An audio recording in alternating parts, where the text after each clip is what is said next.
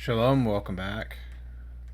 So when I speak on my channel about the various passages that state that God did not ordain sacrifices, did not ask for sacrifices, how Jesus spoke against God desiring sacrifices, and the earliest Christian groups didn't believe God ever asked for sacrifices. Somebody always has some favorite sacrifice of theirs they want to bring up and say, well, what about this one? What about this one? As if it's an exception. So I get asked from time to time about Cain and Abel's sacrifice. I don't know what it is that sets this one apart from all the other sacrifices, but for some reason the people read into the statements from, for instance, Peter, which says that God never ordained sacrifices, and think that there's a little asterisk there, except for in the case of Cain and Abel. So let's address this one. I'll make an individual video just for this one. So, Matthew 9:13, go and learn what this means. I desire mercy, not sacrifice.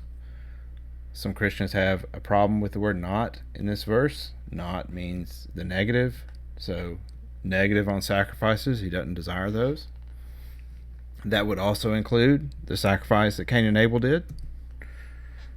Peter also says in the Sermons of Peter, Book 2, Chapter 38, the scriptures have joined to them many falsehoods against God, because when the prophet Moses, by the order of God, delivered the law, after a little while the written law had added to it certain falsehoods, contrary to the law of God.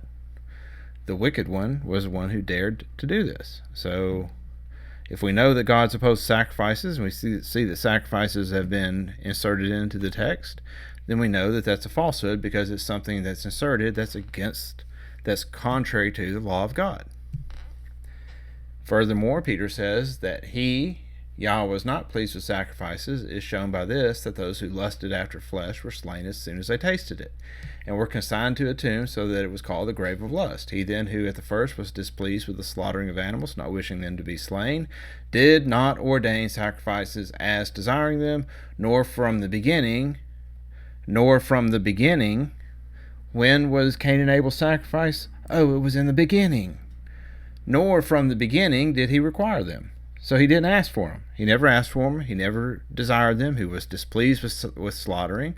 So that hopefully answers your question with regards to the sacrifice made by Cain and Abel. I pray that this has answered your questions and been a blessing to you, and I thank you, and shalom.